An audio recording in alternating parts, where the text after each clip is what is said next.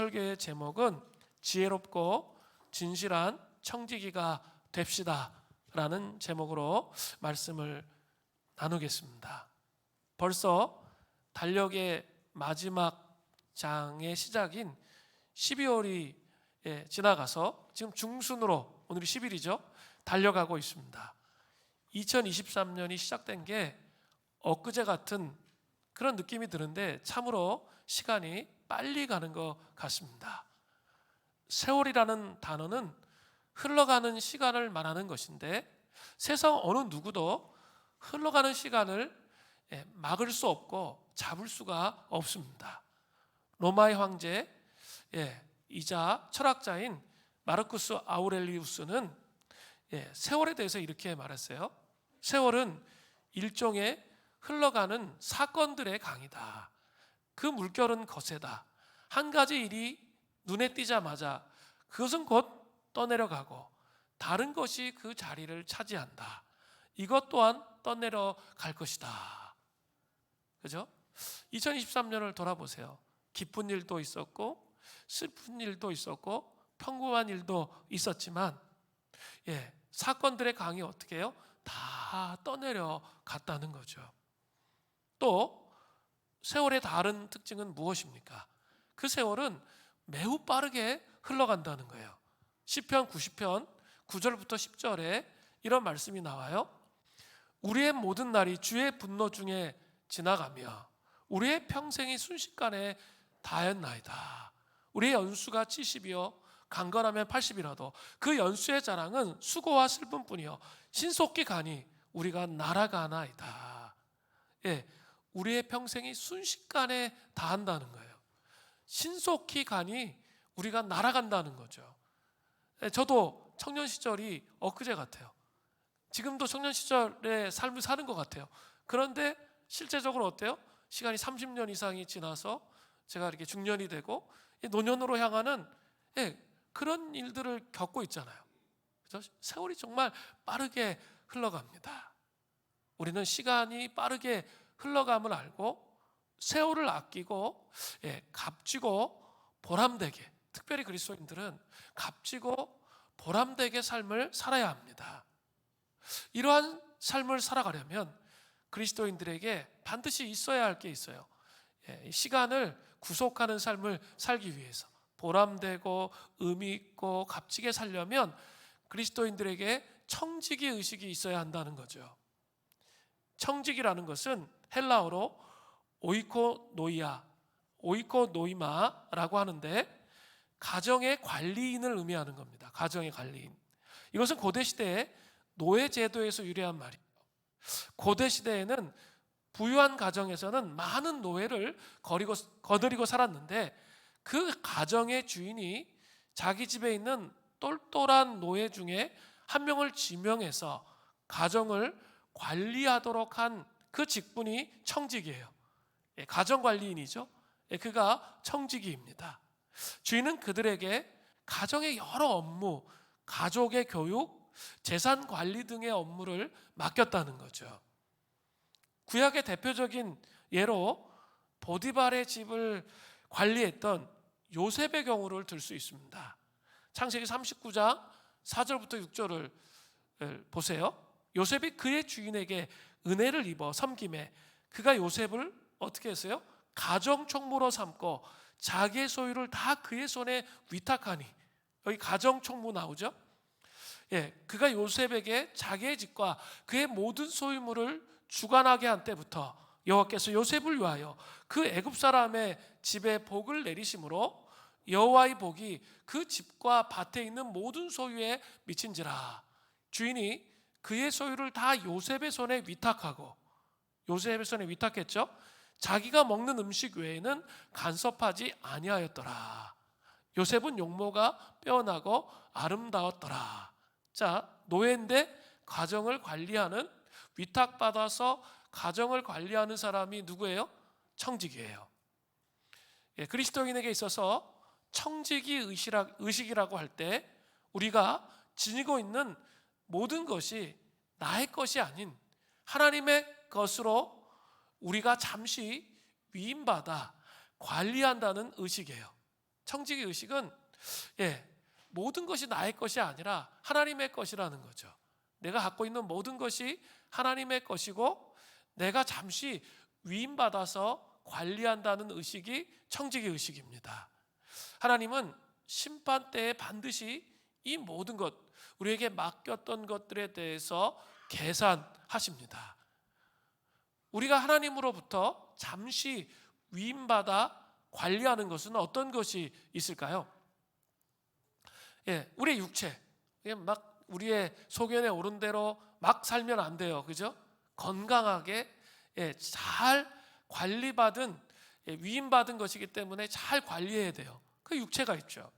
또 우리의 자녀들, 그 내 마음대로 막 하시면 안 돼요. 청직이에요. 하나님으로부터 위탁을 받은 거죠. 그래서 이 아이들을 세워가야 할 필요가 있는 거예요. 그러니까 내 마음대로 화내고 감정 쓰레기통이 되도록 아이들에게 화내고 분노하고 이래서는 안 된다는 거예요. 또 우리에게 있는 재물, 그것이 나의 것이 아니라 하나님께서 우리에게 맡겨주셔서 우리가 관리하도록 하신 것이 재물이라는 거죠. 은사도 마찬가지죠. 우리에게 주어진 재능, 이 달란트, 이것을 땅에 묻어두면 안 돼요. 그죠? 하나님께서 주신 달란트가 무엇인지 정확하게 이해하고 그것을 하나님 나라를 위해서 사용할 수 있어야 됩니다. 교회 직분도 마찬가지예요. 집사, 안수집사, 리더, 교사, 찬양대, 식사당번, 청소당번, 여러 가지 것들을 사실은 교회를 통해서 하나님께서 우리에게 어때요? 직분을 위탁하신 것이죠. 또 시간도 마찬가지죠. 우리가 막 허투루 마음대로 사용하면 안 되는 거예요. 하나님께서 우리에게 위탁하신 것입니다. 한 해 동안 여러분 이런 모든 것들을 잘 관리하셨는지 생각해 보셔야 돼요. 그리고 스스로 질문해 보셔야 합니다. 오늘 본문에는 지혜롭고 선한 청지기의 모습이 어떠한가, 그것과 악한 청지기의 모습이 어떠한가를 잘 보여주고 있어요. 선한 청지기로 우리의 삶을 살아야 되잖아요. 그러려면 어떻게 살아야 되냐는 거예요. 악한 청지기의 모습을 본받지 말아야 되는데 어떻게 살아야 하냐는 거죠. 지혜롭고 진실한 청지기의 모습 첫 번째는 그런 모습으로 살기를 원한다면 깨어있는 삶을 살아야 된다는 거죠. 그런데 오늘 본문에는 어떻게 깨어있는 삶의 특징을 그리고 있습니까? 그 특징은 주인과 종의 관계 안에서 나타나고 있습니다. 깨어있는 삶의 특징이 어떻게 오늘 본문에 나타납니까? 첫 번째는 주인에게 문을 열어주려고 기다리는 준비된 종의 모습으로 나타나요. 누가복음 12장 35절부터 36절을 보세요. 허리에 띠를 띠고 등불을 켜고 서 있으라. 너희가 마치 그 주인이 혼인집에서 돌아와 문을 두드리면 곧 열어주려고 기다리는 사람과 같이 되라. 유대인들은 결혼식을 일주일 정도 했어요. 결혼식이 일주일 정도가 진행되는 거예요. 그런데 하객들은 자신들의 상황에 따라 언제든지 나갔다 들어올 수가 있었습니다. 주인이 이 집에 돌아갔을 때, 그 결혼식에 참여했다가 집에 돌아갔을 때 거지처럼 밤늦게 거지처럼 숨소리도 내지 못하고 집에 들어가면 안 되죠. 주인이니까 당당하게 이리 오너라 하면서 이렇게 집에 들어가야 마찬가지예요. 집에 들어가야 돼요. 그러기 위해서는 종들은 어떻게 해야 돼요? 항상 문을 열 준비를 하면서 대기를 하고 있어야 된다는 거죠. 깨어있는 삶을 사는 종은 주인이 올 때까지 잠을 자지 않고 기다렸습니다. 그런데 어떻게 기다립니까? 허리에 띠를 띠고 등불을 켜고 서 있었습니다. 허리에 띠를 띠고는 현재 진행 명령형으로 계속 진행하는 행위를 명령한 거예요. 그러니까 주인이 올 때까지 그러고 있어야 돼요. 예수님의 시대에 또 사람들은 바지를 입지 않았습니다. 남녀 모두 무릎까지 내려오는 겉옷인 튜닉을 입었습니다. 그러니까 달리거나 오르거나 일하거나 싸워야 할 때 튜닉을 허리로 이제 묶는 거죠. 이것은 빠른 몸놀림을 준비하는 자세입니다. 그러면서 등불을 끄고 기다리면 안 되고, 등불을 켜고 주인이 언제 오려나 하는 준비된 마음의 자세로 기다려야 되는 거죠. 이것은 사실 주인인 하나님 앞에서 청지기인 성도들이 가지고 있어야 할 모습인 거죠. 성경에서 깨어있다라는 이 단어는 대단히 중요한 개념을 가지고 있습니다.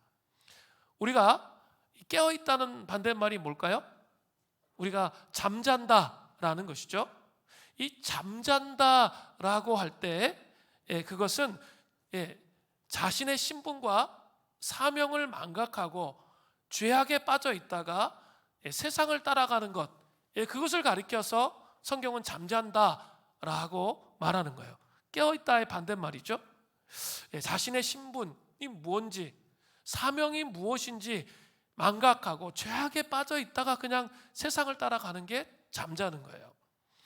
깨어있다는 것은 언제나 복음의 본질을 붙들고 기도와 말씀으로 세속주의적인 가치관을 물리치면서 주님과 동행하는 삶을 날마다 준비하면서 살아가는 것을 의미합니다. 로마서 13장 11절에 이런 말씀이 나와요. 또한 너희가 이 시기를 알거니와 자다가 깰 때가 되었으니, 자다가 깰 때가 되었다는 거예요. 이는 이제 우리의 구원이 처음 믿을 때보다 가까웠습니다. 분명히 말하고 있어요. 이 깨어난다는 것은 이 복음의 본질 속에서 삶을 살아가는 거예요. 제가 복음의 본질은 우리 금요일마다 하고 있죠. 구원의 절기하고 있어요.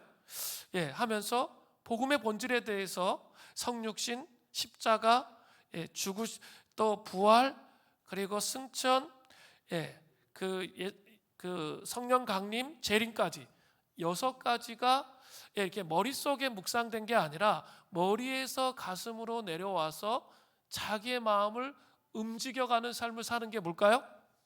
그것이 바로 복음의 본질로 주님과 동행하는 삶을 사는 거죠. A.W. 토저는 이런 책을 썼어요. 예배인가 쇼인가. 아주 되게 도전적인 책이죠. 예배인가 쇼인가. 거기에서 이렇게 말했어요. 많은 교회가 기독교의 진리에 물을 타버렸다.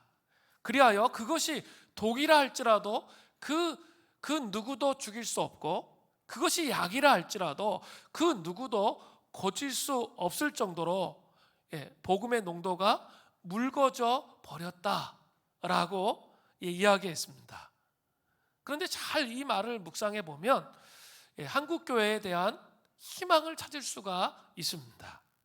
오늘날 변질된 것이 교회이지 하나님이 아니라는 사실이에요. 오늘날 능력이 사라진 것이 교회이지 하나님이 아니라는 사실이죠. 오늘날 진리가 변질된 것이 아니라 그 진리에 물을 탄 교회들이 문제인 것이죠. 그렇다면 타락한 교회가 정신을 차리고 탐물을 걷어낸다면, 그리고 오직 진리 대신 예수 그리스도만을 드러내면서 복음으로 돌아가면, 즉 자다가 깨어난다면 성령의 역사가 가능한 교회가 된다는 결론이 나오는 거예요. 2024년 우리 교회의 표는 부흥으로 도약하라입니다. 이 정말 부흥으로 도약하기 위해서 가장 중요한 게 뭘까요? 복음의 본질로 돌아가는 거예요.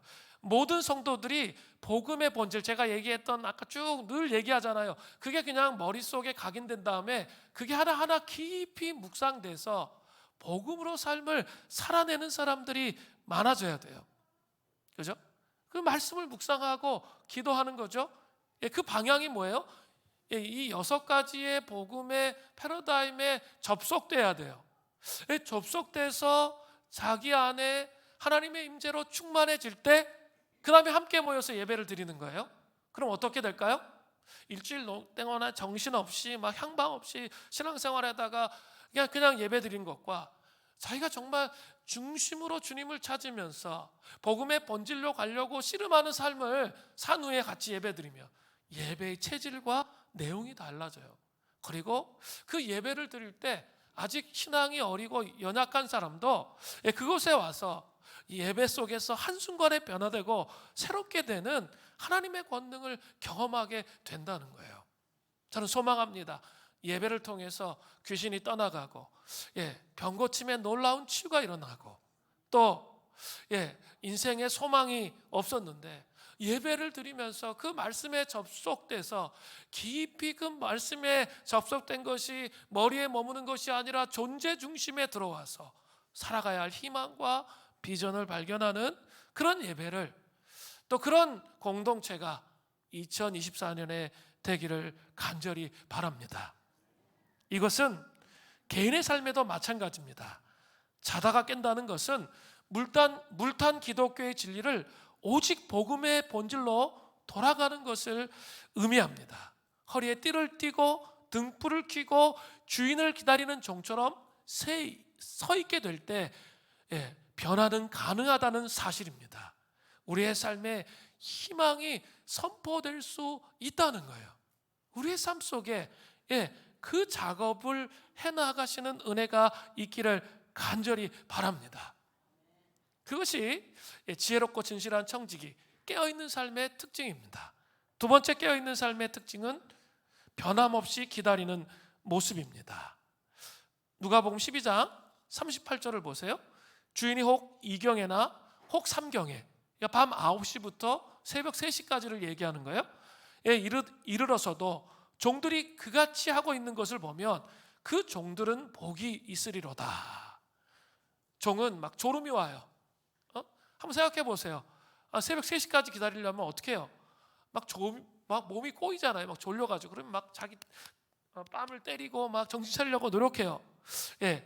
그러면서 막 끈질기게 기다리는, 안 자려고 막 노력하면서 막 쓰러지면 다시 일어나가지고 막 기다리는 그런 모습을 한번 상상해 보십시오. 그렇게 끈질기게 기다리는 거예요. 잠자고 싶고 주인을 기다리는 삶을 포기하고 싶은 마음이 있을 것인데도 그래도 기다리는 거예요. 이것이 바로 변함없는 기다림의 모습이라는 거죠. 이것이 바로 깨어있는 삶의 두 번째 특징이에요. 그죠? 변함이 없는 것. 어떤 삶에 힘들고 어려움이 있어도 변함없이 정말 무너져 내리는 게 아니라 깨어있으려고 노력하는 삶을 사는 것을 의미하는 거예요. 그것이 깨어있는 삶의 특징입니다.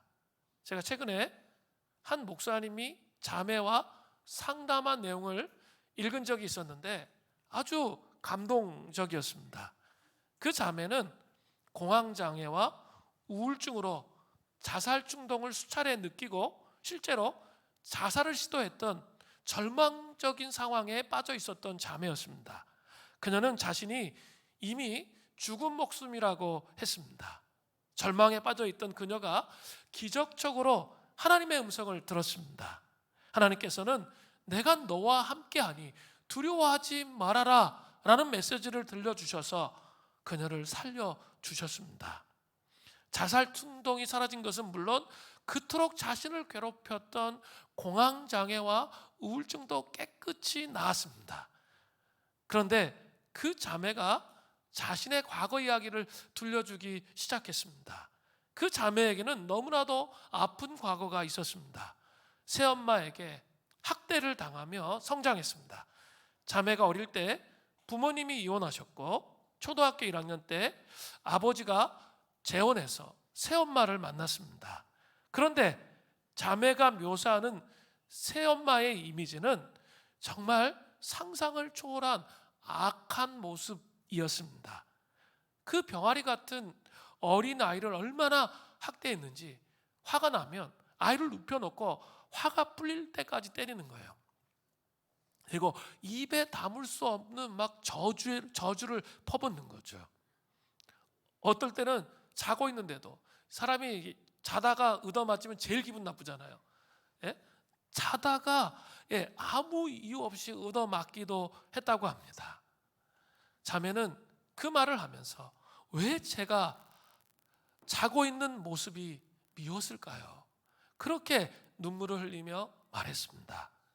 초등학생인 어린아이가 견딜 수 없는 학대를 당하고 있는데도 그 마음이 얼마나 여리고 착한지 아빠에게는 한마디도 하지 않았습니다. 이제 겨우 재혼하신 아빠가 자기 때문에 또 이혼하면 어떻게 하느냐는 생각 때문이었습니다. 그런데 놀랍게도 그런 절망적인 상황에 처했던 그 어린아이의 캄캄한 인생 안으로 복음의 빛이 들어갔습니다. 이 복음의 빛이 들어간 거예요. 그 아이가 교회에 다니기 시작했고 그 어린 영혼 안에 믿음이 생긴 거예요. 믿음이. 그때부터 어린 자매는 놀라운 기도 제목을 가지고 기도하기 시작하는 거예요. 하나님, 제가 왜 가정에서 이런 아픔을 겪어야 할지 잘 모르겠습니다. 왜 제가 이런 고통을 겪어야 하나요? 그런데 하나님, 저 행복해지고 싶어요. 가정에서 행복해지고 싶습니다. 그러니 하나님, 저에게 좋은 남편을 만나게 해주세요. 그것을 날마다 기도한 거예요. 아직 어린 그 자매가 하나님 앞에서 꿈과 소원을 가지고 기도하기 시작한 거죠. 지금은 가정 안에서 학대를 당하고 고통 가운데 있지만 하나님이 다시 자신의 인생을 가정 안에서 회복시켜 주실 것이라는 꿈을 가지고 기도하기 시작했습니다. 자매는 눈물을 머금은 눈으로 이렇게 말했습니다. 목사님, 그 기도 제목이 기적처럼 이루어졌습니다. 자매가 소원을 가지고 기도했던 대로 정말 좋은 남편을 만났습니다. 들어보니까 아내의 연약함을 세심하게 이해해주고 품어주며 사랑해주는 정말 인격적인 남편을 그 자매의 기도대로 만나게 되었던 것이죠. 그 자매는 울면서 이렇게 고백했습니다. 목사님, 제가 지금 얼마나 감사한지 몰라요. 얼마나 행복한지 몰라요. 제 어릴 때 그 기도가 응답되었어요 라고 고백했다는 것이죠. 사랑하는 성도 여러분, 변함없이 일관되게 기다리는 모습으로 주님 앞에 있을 때 변화가 일어난다는 거죠. 그리고 소원의 항구에 다다르게 되고 하나님 안에서 우리의 인격이 변화되는 그 여정으로 간다는 거예요. 이거 잘 생각하셔야 돼요. 한번 잘 생각해 보세요. 우리 초대교회 영성하면서 호네타라 계속 얘기하잖아요. 예수님을 영접하면 그 생명의 씨앗이 그 들어오는 거예요. 이게 완성된 씨앗이 들어오는 게 아니라 생명의 씨앗이 들어오는 거예요. 그러니까 뭐 어린 시절에 막 상처가 있어요. 막 우울하고 힘들었어요. 그런데 예수님을 영접하는 순간 그 생명의 씨앗이 1% 들어오는 거죠. 1%가 들어오는 거예요. 아, 새로운 세계가 있구나. 물론 어떤 사람은 이렇게 기적적인 방법으로 하나님을 만남을 통해 한 10% 정도 들어올 수도 있겠죠. 새로운 세계가 있구나, 새로운 삶이 있구나, 이거를 이제 알게 되는 거죠. 그런데 이렇게 성령 충만하지 않을 때, 우리 같이 하나님의 임재 안에 같이 있지 않을 때, 딱 혼자 있으면 또 어떻게 돼요? 예수님 영접했지만 혼자 있으면 어떻게 돼요? 우울하고 무기력하고 힘든 감정들이 올라오잖아요. 한번 잘 생각해 보세요, 여러분.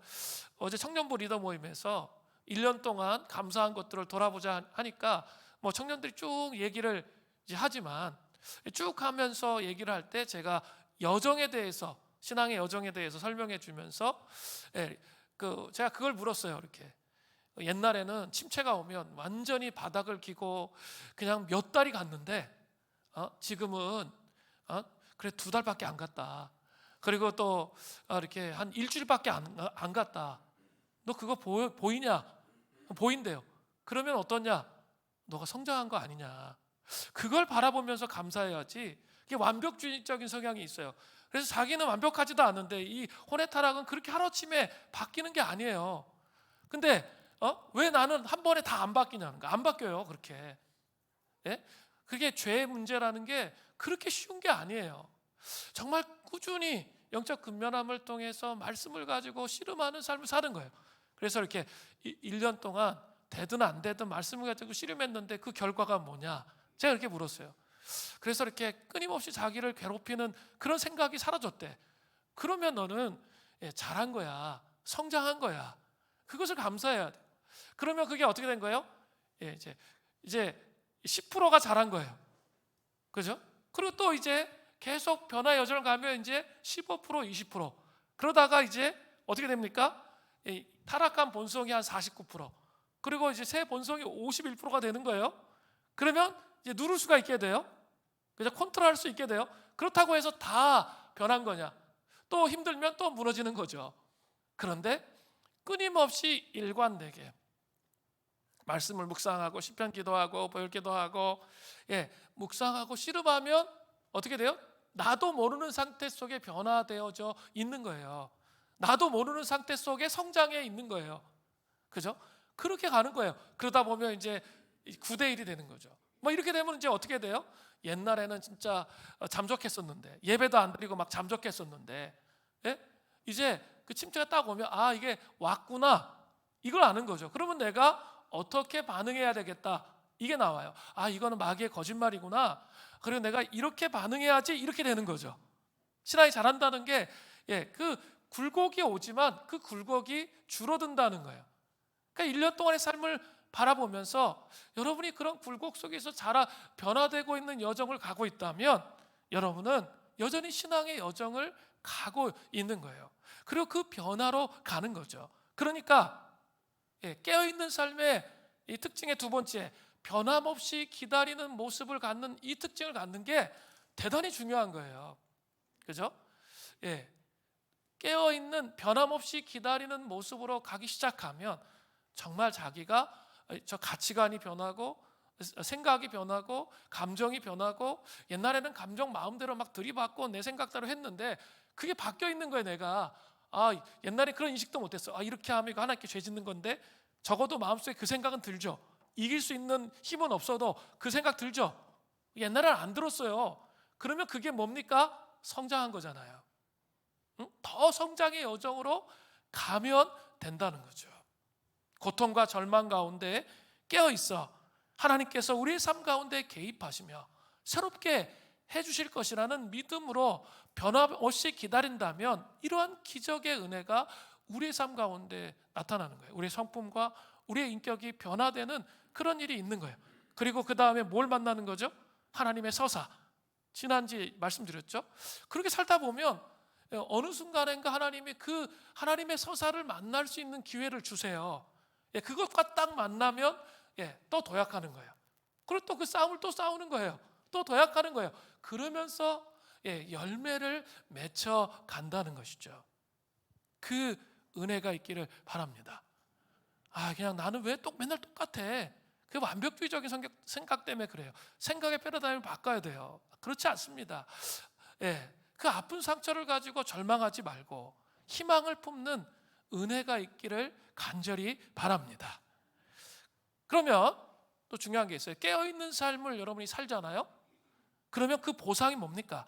누가복음 12장 37절에요.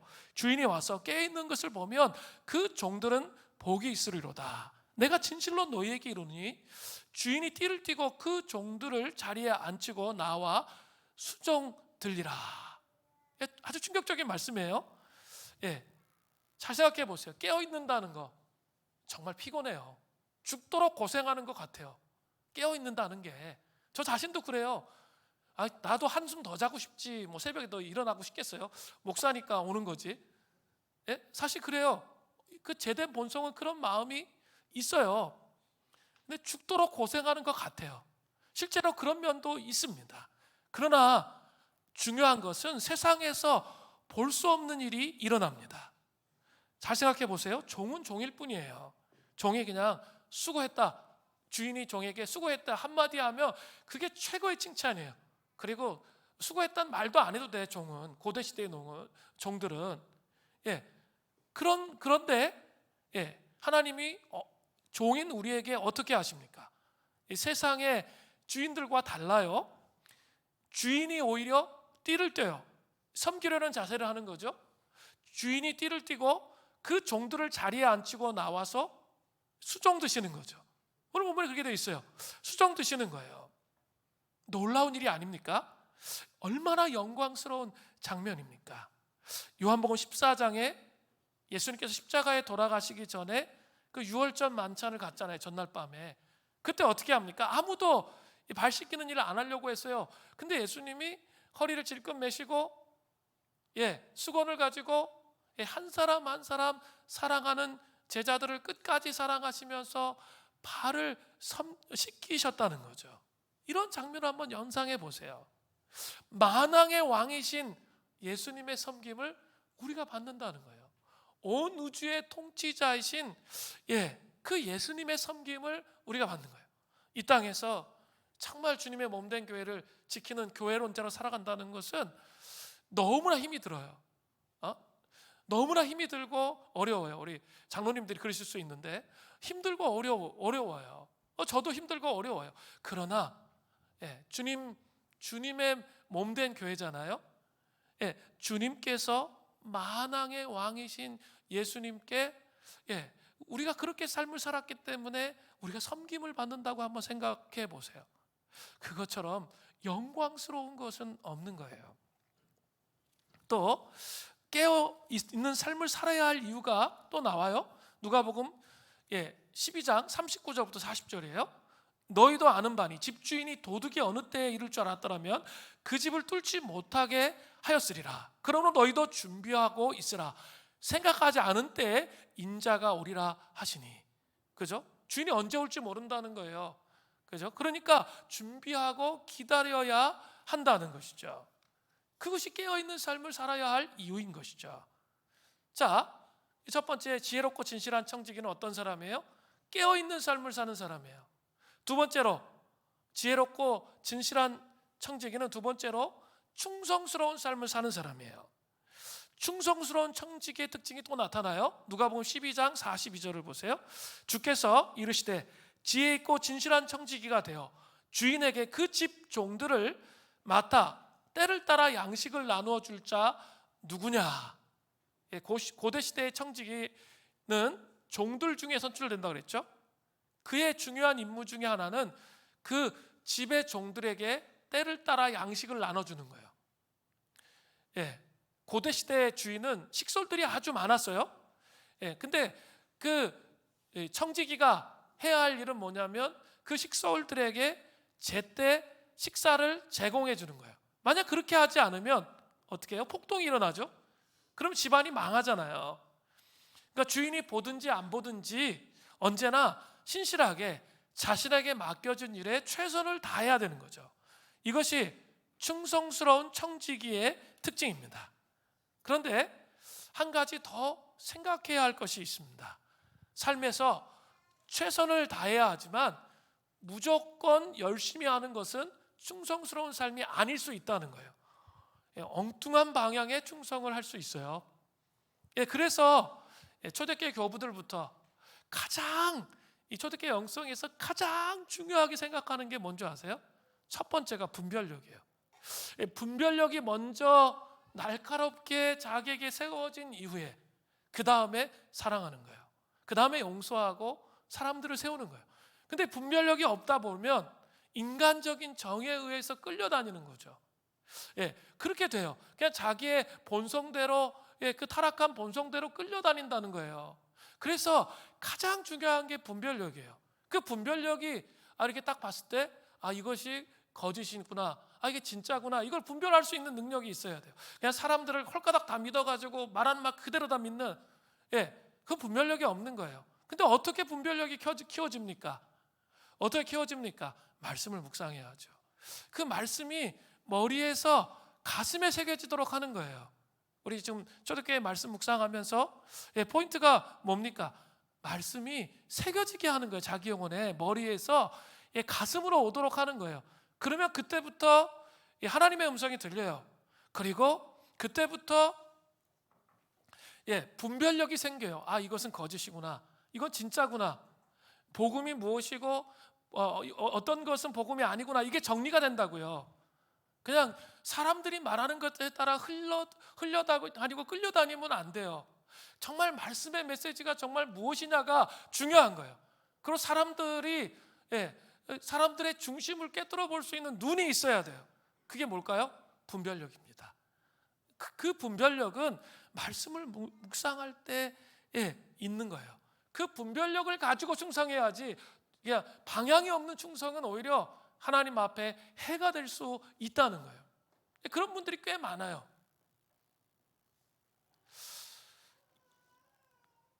성경의 대표 청지기 요셉처럼 살아가는 것이 충성스러운 삶을 사는 거예요. 요셉은 잘 생각해 보세요. 삶을 통해서 싸우지 않았습니다. 보복하지 않았습니다. 그냥 물처럼 살았어요. 물처럼. 막으면 그 자리에 섰습니다. 길이 열리면 앞으로 나아갔습니다. 오해하면 오해를 받았습니다. 무시하면 무시를 당했습니다. 버리면 버림받았습니다. 그렇다고 요셉은 환경의 노예가 되지 않았습니다. 사람들 앞에서 비굴하지도 않았습니다. 하나님의 꿈을 가슴에 품고 겸손하지만 당당하게 그의 길을 충성스럽게 걸어갔습니다. 그리고 그가 이 정상의 자리에 섰을 때 주저함 없이 그 자리를 취했습니다. 그리고 그 자리 가지고 자기의 탐욕과 욕심, 아직도 타락한 혼의 세계에 문제 갖고 자기의 야망을 따라 삶을 살았습니까? 그렇게 하지 않았습니다. 사람들을 섬기는 일, 하나님의 서사를 이해했어요. 온 열방을 기근에서 구원해내고자 하시는 하나님의 서사, 7년 동안, 이 풍년의 7년 동안 잘 준비했어요. 그리고 7년에 6년 동안 그들을 잘 섬기고 돕는 그런 놀라운 일을 행했다는 거예요. 잘 생각해 보세요. 요셉의 정말 우울하고 침울한 삶의 스토리가 하나님의 서사에 연결되니까 위대한 비전을 완수하는 사람으로 세워졌다는 것이죠. 잘 요셉의 삶을 살펴보면 흘러가는 대로, 하나님께서 이끄시는 대로의 삶을 살았다는 거예요. 물이 흘러서 바다에 이르는 것처럼 그는 결국 하나님의 뜻을 그의 생애 가운데 이루었습니다. 이것이 충성스러운 삶의 모습이에요. 배가 있는데요, 성령의 바람에 의해서 돛담배, 범선, 이끌려가는 대로 이끌려가는 삶을 살았다는 거죠. 자기가 모터를 달고 노를 저어가지고 자기가 막 그러면 그럴수록 제자리를 뺑글뺑글 도는 거예요. 신앙생활은. 그것이 아니라 이 영혼 안에 가득 채워진 하나님의 말씀과 기도를 통해, 그 분별력을 통해, 그 하나님의 서사를, 나의 삶, 개인의 삶을 향한 하나님의 서사를 이해하고 흘러가는 거예요. 흘러가는 거예요. 고난도 오고 어려움도 와요. 그러나 하나님의 일들이 나의 삶을 통해서 이루어지는 것이죠. 우리는 돛담배의 삶이에요. 모터를 가지고 움직이는 자의 삶이 아니라는 거죠. 충성스러운 청지기의 보상은 무엇입니까? 누가복음 12장 43절부터 44절이에요. 주인이 이를 때 그 종이 그렇게 하는 것을 보면 그 종은 복이 있으리로다. 내가 참으로 너희에게 이르노니 주인이 그 모든 소유를 그에게 맡기리라. 모든 소유를 맡긴다는 것은 청지기가 정말 충성스럽다는 주인의 확증이에요. 그죠? 그런 확증을 우리의 삶 가운데 하나님께서 해주신다면 그때부터 우리의 삶은 어떨까요? 형통케 되는 거예요. 그러한 은혜가 있기를 간절히 바랍니다. 그러기 위해서, 이런 형통의 삶으로 가기 위해서 중간에 만나는 게 뭘까요? 하나님의 테스트예요. 정말 혼의 타락들이 정말 벗겨져 있는지 하나님께서 테스트하세요.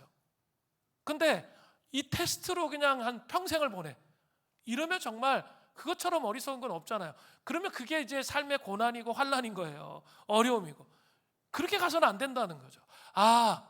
이게 하나님의 서사를 이해하고, 이게 지금 내가 하나님이 나의 인격의 연약함과 인간적인 것들을 벗기기 위해서 이런 씨름을 하도록 하셨구나라는 것을 이해하고 그것을 통과해야 돼요.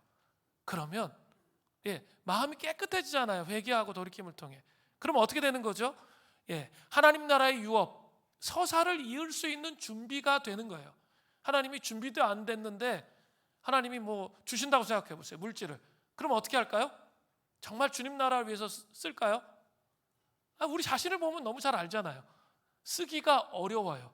그냥 내 마음대로 하고 싶고 그 돈을 쓰는 게 하나님 나라를 위해 쓰는 게 너무 아까워서 하기가 어려워요. 내가 어떻게 벌었는데 피땀 흘려가지고 이렇게 되는 거죠. 그런데 정말 그 테스트를 통해서 주인이 누구인지를 정말 알았다면 어렵지 않아요. 내가 아무리 어려워도 흘려보낼 수 있어요. 그리고 하나님이 공급하시는 것을 보게 되는 거죠. 그게 형통이죠. 그게 형통이에요. 그것을 경험하게 되는 것이죠. 자녀에 대해서도 재물에 대해서도 여러분 우리는 너무나 쉽게 우리 중심적인 생각 속에 너무나 갇혀있기 때문에 이거 저에게 하는 말이에요. 그렇기 때문에 너무나 쉽게 하나님을 원망합니다. 왜 이런 상황을 주셨는지. 근데 그런 상황으로 가는 것이 아니라 우리 자신을 돌아봐야 된다는 거죠. 우리의 문제점이 무엇인지 돌아보면서 원망하는 것이 아니라 그것을 풀어내야 하나님 나라의 유업을 완수하는 삶을 살아갈 수 있게 되는 거죠. 물된 노산 수림교회가 충성스럽다는 하나님의 확증을 받은 교회가 되기를 바랍니다. 여러 가지 불같은 테스트와 시련이 있어요. 그럴 때 요동하고 흔들리지 마시고 정말 충성스럽다는 하나님의 확증을 받는 우리 성도님 한 분 한 분이 되시기를 바랍니다. 이제 오늘 본문의 마지막 부분에는 악한 청지기의 모습이 나타납니다. 악한 청지기의 특징은 뭘까요? 누가복음 12장 45절에 보면 만일 그 종이 마음에 생각하기를 주인이 더디오리라 하여 남녀 종들을 때리고 먹고 마시고 취하게 되면, 자, 악한 청지기의 특징이 있습니다. 마음에 생각할 때 주인이 더디 올 거야 이렇게 생각한다는 거예요. 그러니까 남녀 종들을 때리고 괴롭히면서 자기 마음대로 부리고 자기가 주인 행세하면서 먹고 마시고 취하면서 자신만을 아는 아주 집착적이고 이기적인 삶을 악한 종은 산다는 거예요. 그러니까 자기만밖에 몰라. 대화하면 소통이 안 돼. 딱 자기밖에 몰라. 이거는 뭘까요? 악한 청지기의 모습이에요. 신앙생활이라는 게 뭐예요? 그런 것을 깨뜨리는 거예요. 정말 고통스럽지만 그것을 깨는 거예요. 그런 자기밖에 모르는 그 마음을 깨뜨리는 거예요. 자기 방어적인 그 마음을 깨뜨리는 거예요. 쉽지 않아요. 신앙생활 누가 쉽다고 그랬어요? 정말 어려워요. 그런데 깨뜨리는 거예요. 그러면서 선한 청지기로 삶을 사는 거예요. 자, 자기에게 집중되어 있는 것, 이기적이고 집착적인 자기에 집중되어 있는 것, 이게 악한 청지기의 특징입니다. 지난 1년 동안 내 삶이 주인이신 하나님이 선한 청지기가 되라고 맡겨 놓으신 일을 망각하고 자신만을 위해서, 자신의 가족만을 위해서 이기적인 삶을 살아왔다면 그것은 분명히 악한 청지기의 모습일 수 있습니다. 우리의 삶을 돌아봐야 합니다. 유혹을 너무나 쉽게 받을 수 있는 세상이에요. 내가 깨어 있으려고 노력하지 않으면 나는 이미 잠든 상태예요. 그만큼 세상이 정말 쉽지가 않아요. 너무나 쉽게 내 영혼 안에 유혹이 다가와 있습니다. 그런데 청지기 의식을 자꾸 생각하는 거예요. 청지기 의식을 가지고 하나님이 말씀하신 이웃과 더불어 삶을 살아가야 돼요. 교회에서 재직으로서, 소그룹 리더로서, 직장에서 상사로서, 또 말단으로서, 가정에서 부모로서. 부모 노릇하기 정말 어려워요, 이 시대가. 그죠? 그런 시대 속에서 그 청지기로서의 삶을 살아가야 한다는 거죠. 최근 외국의 한 수도원에 있었던 일입니다. 어떤 그리스도인이 마음을 괴롭히는 문제가 있어서 하나님께 기도도 하고 생각도 정리하려고 수도원에 들어갔습니다. 그랬더니 그 수도원에 있는 수사가 친절하게 이런 말을 했습니다. 뭐든지 필요한 것이 있으면 말씀하세요. 그걸 반복적으로 얘기하는 거예요. 너무 기분 좋잖아요. 뭐든지 필요한 것이 있으면 말씀하세요. 너무나 기분이 좋았어요. 그리고 내가 요청한 건 다 들어주겠구나, 그런 생각을 했습니다. 그런데 수도사가 그 다음 말을 한 거예요. 이런 말을 했습니다.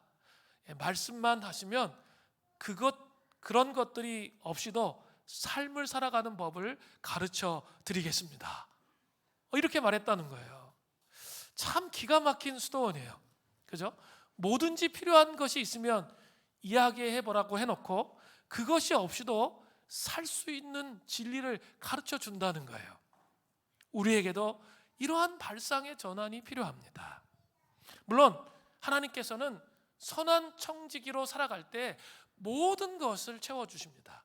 제가 여태까지 경험하고 제가 목회하면서 보았던 확실한 사실은 하나님께서 선한 청지기들에게는 모든 것을 채워주신다는 거예요.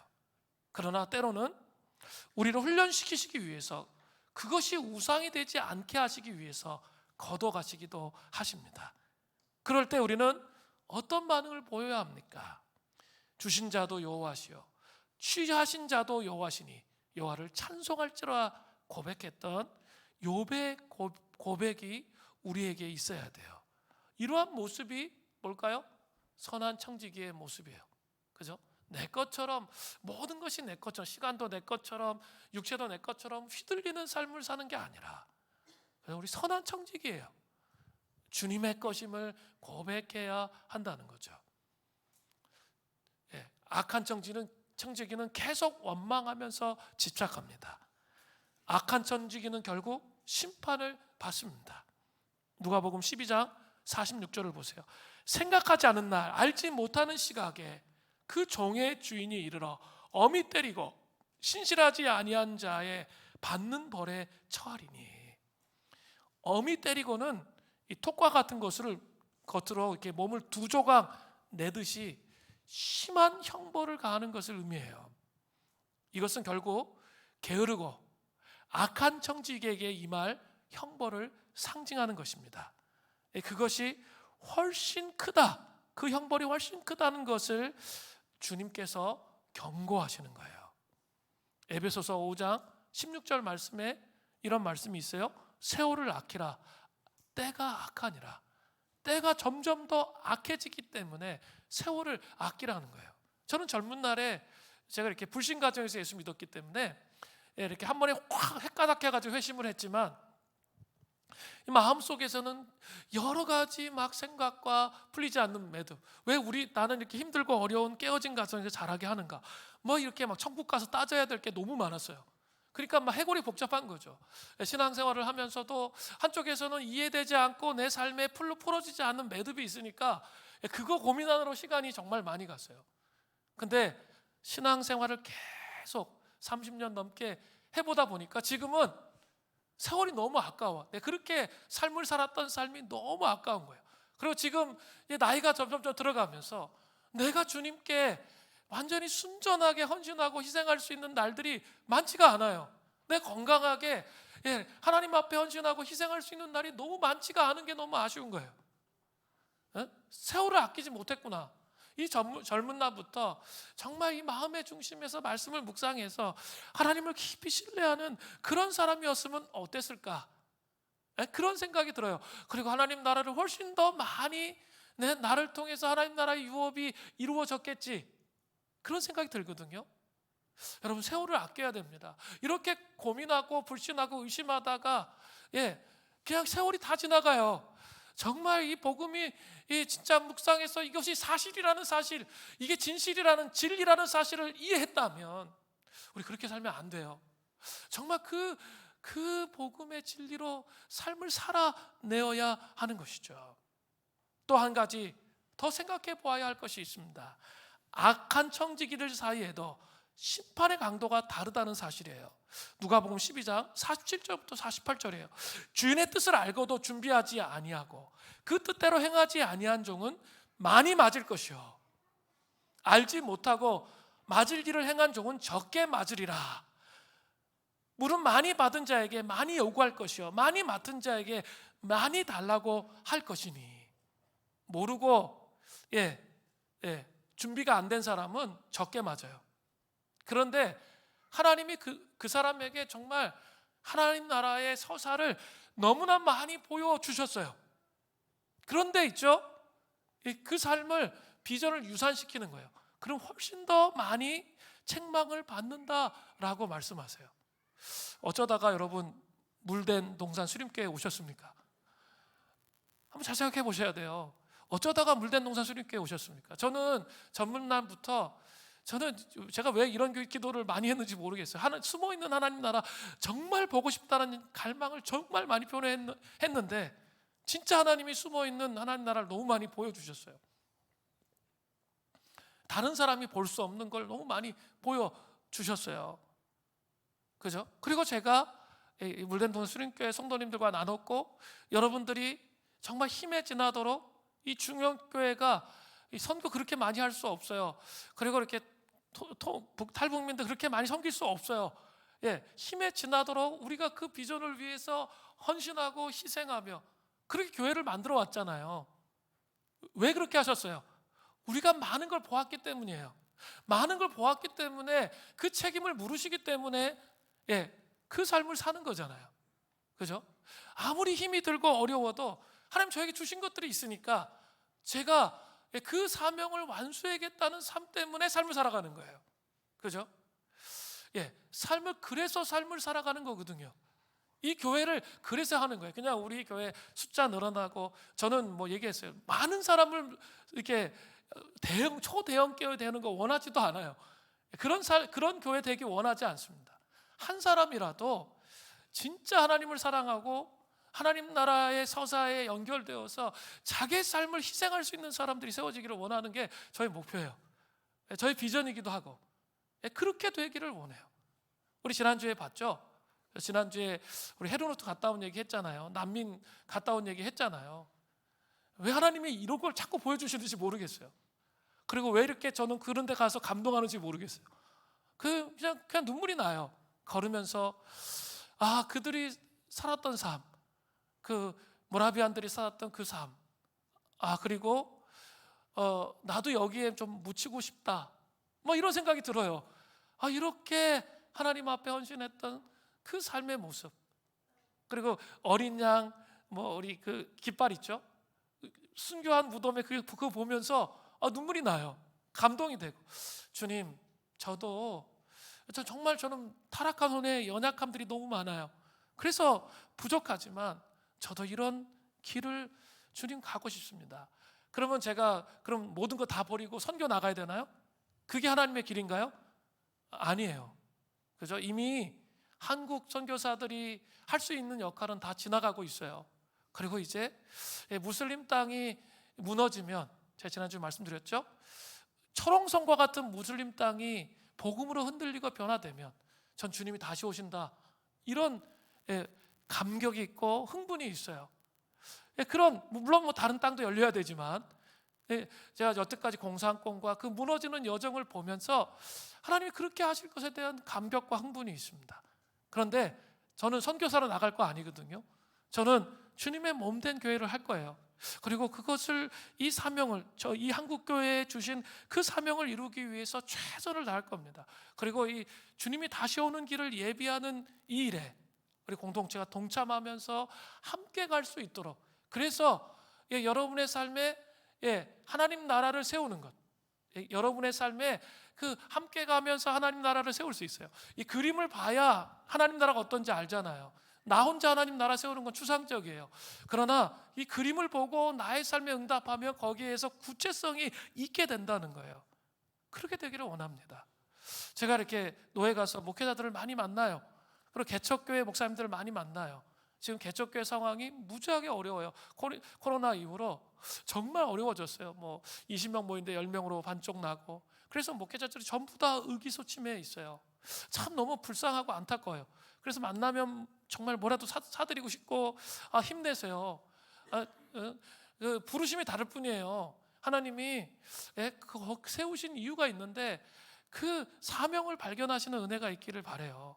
제가 그렇게 얘기해요. 그리고 제발 이 작은 그림 속에 머물러 있지 말고 하나님은 온 열방의 통치자이시잖아요. 온 세상을 어떻게 경영하시는지 그것을 볼 수 있는 눈이 열렸으면 좋겠습니다. 제가 그렇게 얘기해요. 그리고 이제 28일 날 타교수님 기술님 들어오면 제가 이렇게 같이 그 목회자 가정 4가장 모아놓고 같이 한번 이렇게 얘기해 드리기로 했어요. 그러면서 이 비전을 사라고 그렇게 얘기해요. 그러면 내가 목회해야 할 이유와 내가 삶을 살아가야 할 이유가 분명히 드러나는 거예요. 하나님 나라를 위해서. 여러분, 이 공동체가 매주 기도하잖아요. 난민 사역을 위해서 금요일마다 기도하잖아요. 새벽마다 기도하잖아요. 그런 것이 그 여러분의 유업 안으로 들어갈 때, 그때 있죠. 여러분의 삶을 통해서 하나님 나라를 세우는 것이 무엇인지 이해될 것입니다. 그럴 때, 우리에게 많은 것을 요구하셨기 때문에, 많은 것을 보여주셨기 때문에, 많은 것을 내어드리는 그런 삶을 살아갈 수 있게 되는 거예요. 사랑하는 성도 여러분, 정말 2023년이 우리 찬양팀 나오세요. 지나가고 있는데 지혜롭고 진실한 청지기로 세워지는 은혜가 있기를 간절히 바랍니다.